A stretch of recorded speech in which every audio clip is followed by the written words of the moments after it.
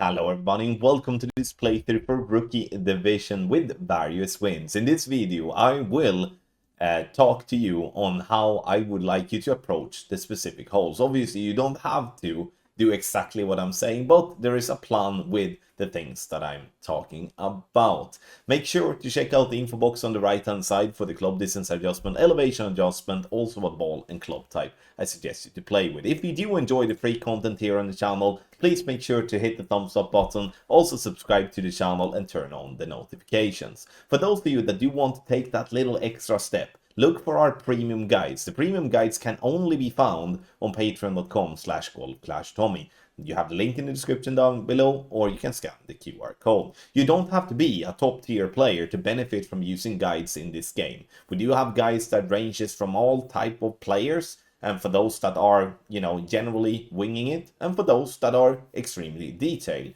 We take a lot of pride in helping thousands of players every single season in Golf Clash. So sign up and try for yourself how we will help you improve and have more fun with the game of Golf Clash. Now let's go to hole number 1.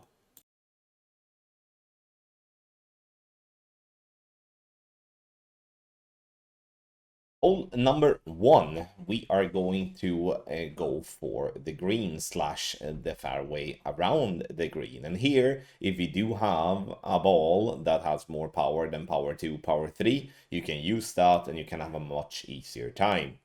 But as per the playthroughs, we're keeping ourselves free to play, meaning that we're using the balls that you can obtain for free in the game without having to spend any money.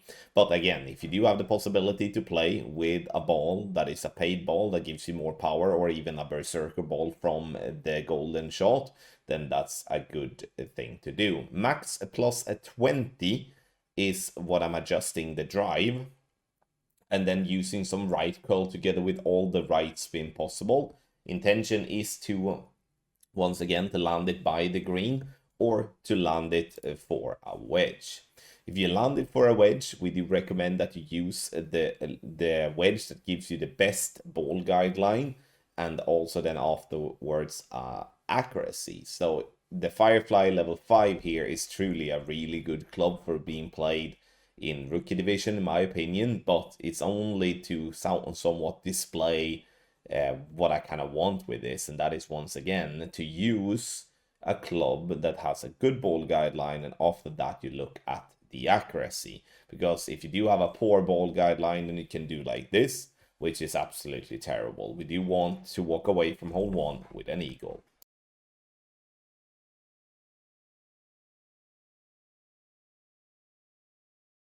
Hole number 2, the standard way of playing this hole is to bounce on the fairway that is there before the pin or before the green and bounce up attacking it. That's the standard way. Now, we have played this game for so long, some of us, that has opened up for like looking at rough bumps either to the left side of the green or just to the right side of the green. But those type of rough bump is going to require a decent chunk of side spin. That means that we are not really going to be able to play that with any sort of free-to-play ball. Max plus 10 is the standard adjustment here, but as always on par 3s, don't be afraid of changing the adjustment to suit the outcome, meaning if I'm missing like that, and having that particular wind angle in the tournament, I would maybe be inclined to play max plus 15 instead to move the ball a little bit more right to not have to change my aim point. Now, that's obviously a little bit of knowledge that might not be suitable for some players, but it's something that I think about when I kind of miss some par 3s like that I'm not afraid of changing the elevation, changing the club distance, or changing, my setup as whole to suit the outcome that I'm getting when I'm practicing, or if I play the last round and I missed and stuff like that. But sniper is the club, mauling ball is not something you have to use, but it is enough to play with that ball if you would so like not playing with any other ball.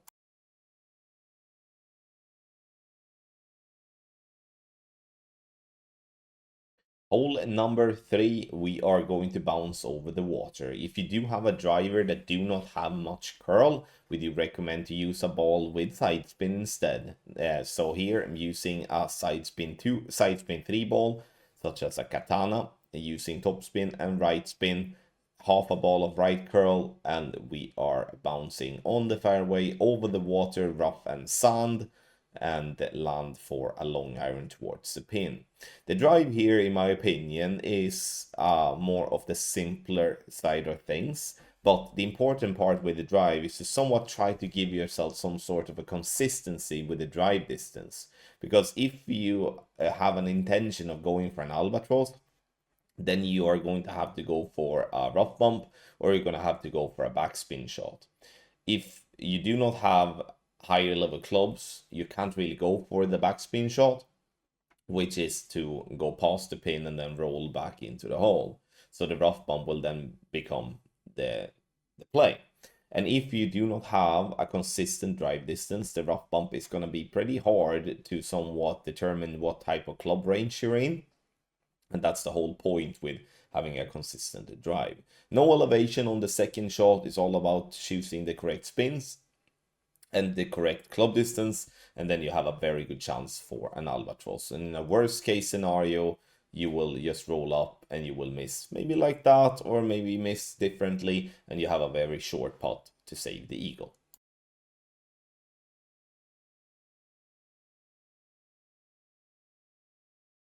For those that has played any of the golden shot mediums when we have had this hole, this is going to be a very similar way of going about it. We are bouncing on the fairway and we are attacking the pin. Now, you see me playing with a basic ball. You know, it's not for me to flex playing with a basic ball, not at all. But it is a par 3 that is very friendly in terms of not having to use any good balls if you don't obviously want to. The benefit by using a ball that has better stats is mainly the wind resistance. As always, when it comes to par 3s, the more wind resistance you have in your ball, and obviously the lower wind you have, and then that's going to be easier to be consistent with the end result. Max plus 20 with our backbone, and we're using spins that allows ourselves to get the ball to stop in time. Now we're burning the left edge, which is a little bit unlucky, but as always, when it comes to par 3s, make sure to tweak to suit the outcome. One last little thing is like try to use a long iron that gives you the best possible ball guideline and accuracy. A Grizzly level 7 plus is a really good club for that. And also there are other clubs as well, obviously, but Grizzly level 7 plus has the 4.5 ball guideline, and that will help you immensely if you have the possibility to use that club. Take your game to the next level with our Ultimate Tournament Text Guides for Expert and Master Division for the Oktober Meadows 9-hole Cup. This is a steady wins tournament, which means that we do have the same win from the start of the qualifying round to the end of the final round. If you do want to get into the action and improve your game in Expert and or in Master Division, you scan the QR code here on the screen, or you use the link in the description down below called patreon.com/golfclashtommy. Once you do sign up, you get immediate access and can start using our content. We do have the Telegram chat as well, which is our support platform if you do need any assistance or you just want to interact with fellow members.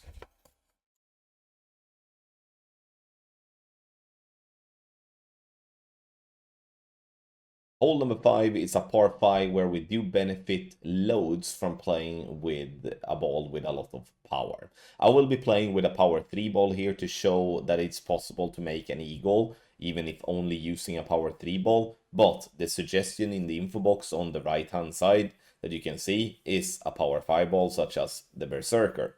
If you have the possibility to use that type of ball, that's the ball to use because that will actually open up the possibility for an albatross.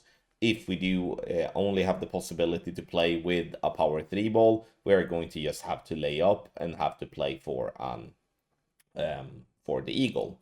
Max plus 10 on the drive. I'm using left spin and top spin and also curl to try to get the ball to stay as close to the left hand side of the fairway together with as far up as possible. Then you can obviously decide how hard you want to push that drive, because you can push it really hard and give yourself a closer shot to green, but I don't see the point with that if your intention is to go for eagle only. Only if you are pushing for an albatross, then I would push the drive really hard.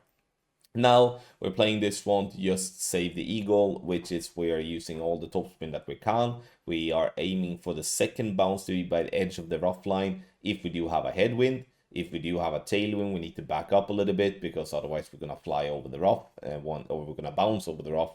And then we are getting the ball to be like that, and we have a pot for the eagle. Very tough albatross to get here, especially if you're playing this one with just free to play balls.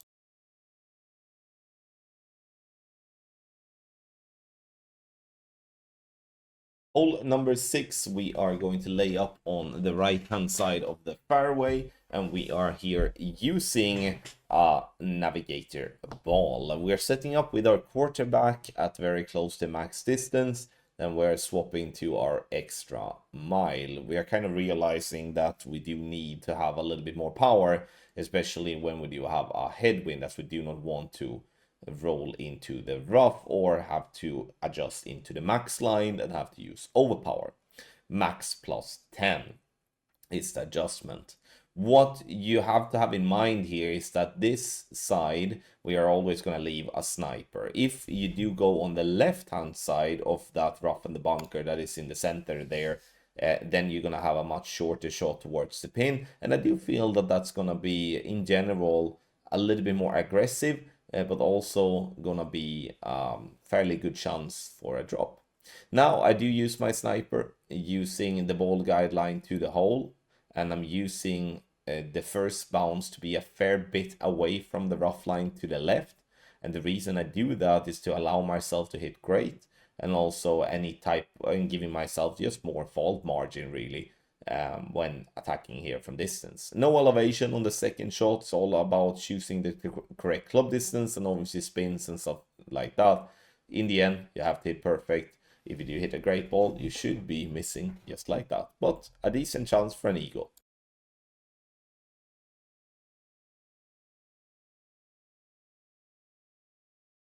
For hole number 7, the last par 3, and here the standard way here is to play bouncing on the fairway over the fringe. And the reason I say over the fringe is because there is a little downslope there, and that little downslope is, can I say, a bit finicky because it's very easy to get a glitch roll by bouncing there. Is the point that I'm trying to make.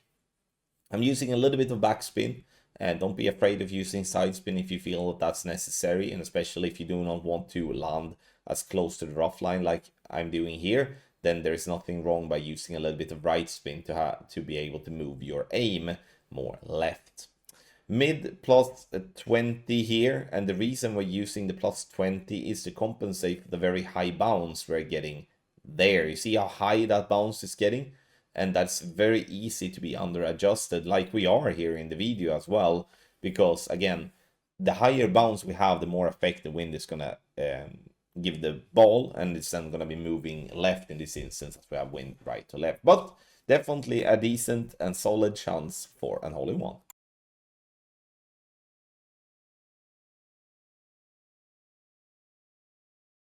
Hole number 8 is a pretty long par 5, not so much if we're trying to shoot directly onto the green, but there's a lot of rough and trees on the right hand side, and you can obviously go out of bounds if you're not reaching far enough. So you're gonna have to lay up here on the left, and as this is just, I mean, it's 90 degrees to the left here at the curve, and that's going to be obviously a long way towards the pin.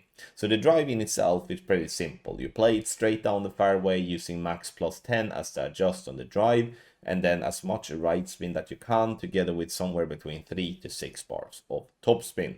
I like to use right curl as well, and the reason I use right curl is to kind of compensate for the extra push to the left that you're getting from the slope where we bounce on the fairway. Second shot, I go with a guardian, and the guardian is, I would say, the more conservative way of playing here, basically using the slope that is behind the green to let the ball fall back down towards the pin.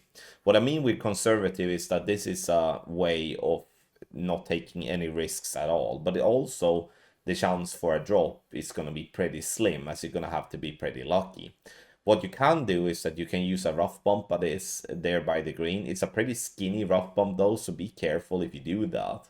Or you can of course look into sand bumps and stuff like that. But again, the more conservative way is to use the slope there, and if you're lucky you will roll that one into the hole. But other than that, it's going to be a very safe birdie.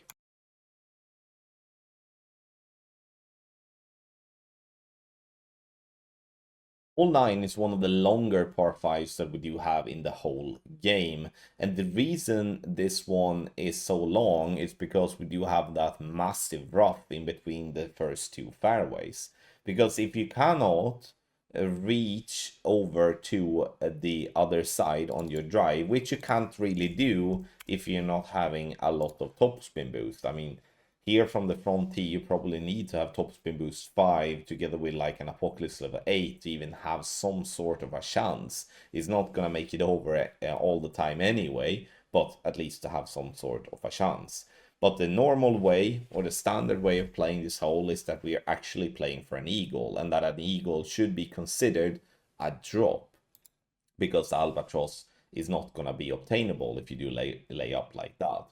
On the second shot, we do go with our wood club, the big dog. I like to go with the one that has the most power and also the most topspin, so we can give ourselves a nice and easy way of rolling past the trees on the right hand side, because that is important. You need to roll past the tree on the right hand side, otherwise you will not have a shot for the pin. To just cover the drive as well, I use quarterback as my drive, and I do use the quarterback in the tailwinds. This to allow myself the best possible accuracy and ball guideline to avoid rolling into the rough. Now for the third shot, we are going to change around a little bit here. We're going to change to a short iron. We are also going to change to like mid here in the box, and then we're going to put on the video, because now we are not really done. Like, so we do have a short iron, and this short iron, there's pressure on this one. We kind of have to drop a short iron like this if we're going to have any sort of chance for a good spot in the tournament. And that's a reason to why I kind of enjoy this par 5. It's always like the last hole in the tournament, and it's like, okay, now you're always going to have this type of pressure shots, regardless if you do have precision ball or not equipped. It's still going to be that pressure on that, okay, if I'm dropping this one, I might have a good shot for a top spot. If I'm missing this one, I might be bumped down like 5 to 10 positions. I like to play this type of shot no spin if possible. I'm not against using spins here, but no spin gives the more natural rollout in my opinion. And adjust is going to be different depending on where you are in your club distance, but the elevation is going to be no elevation, so 0%. Thank you so much everybody for watching this playthrough for Rookie Division, here with various wins, giving you my best advice on how to attack and these holes that we are playing. You can find more free content on our website golfclashtommy.com, but if you are a player that are looking for premium content, then you should go to patreon.com/golfclashtommy to check out our premium guide for tournament, tour play and checkpoint challenge. You can see for yourself there how much that will improve your game and make you a better player, because that's what it's all about. I want you to enjoy the game even more, and that you can do together with our premium guides. Sign up, try for yourself, and see how that will help you out. Again, link in the description down below, or you scan the QR code to go to the platform. Thank you once again for watching. I wish you the best of luck in your Golf Clash game.